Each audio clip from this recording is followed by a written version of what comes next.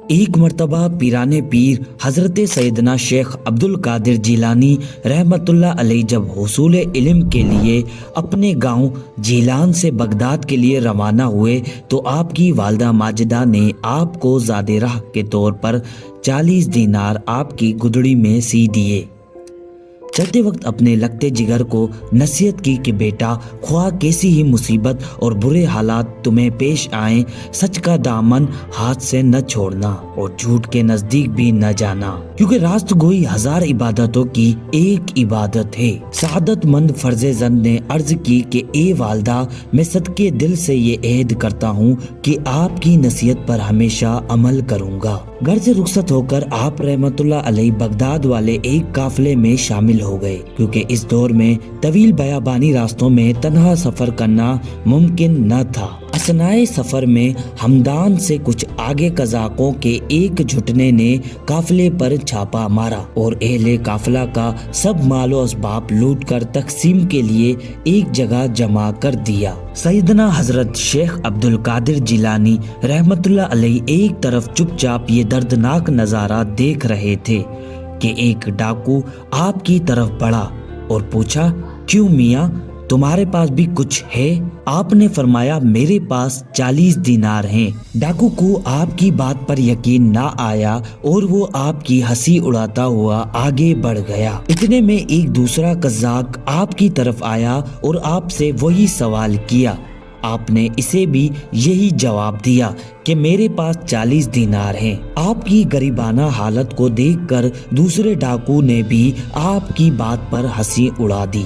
ہوتے ہوتے یہ بات پورے ڈاکوؤں میں پھیل گئی اور ان کے سردار احمد بدوی کے کانوں میں بھی یہ بات جا پہنچی۔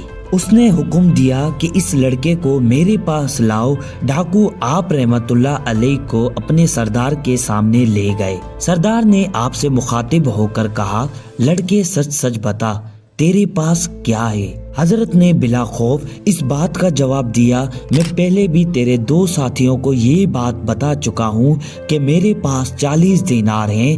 اس نے پوچھا، اچھا وہ کہاں ہیں؟ حضرت نے فرمایا، میرے بغل کے نیچے گدڑی میں سلے ہوئے ہیں۔ سردار نے ایک ڈاکو کو حکم دیا کہ اس لڑکے کی تلاشی لو۔ چنانچہ اس نے اپنی گدڑی ادھیڑ کر دیکھی تو اس میں واقعی 40 دینار نکل آئے۔ احمد بدوی اور اس کے قزاق یہ دیکھ کر بہت حیران ہوئے۔ احمد بدوی نے حیرانگی کے عالم میں حضرت سے پوچھا، لڑکے تمہیں معلوم ہے کہ ہم قزاق ہیں اور مسافروں کا سامان لوٹ لیتے ہیں، پھر بھی تم نے ان دیناروں کا بھید ہم پر ظاہر کیوں کر دیا؟ حالانکہ یہ رقم اس قدر محفوظ تھی کہ کسی کو اس کا وہم و گمان بھی گزر نہیں سکتا تھا۔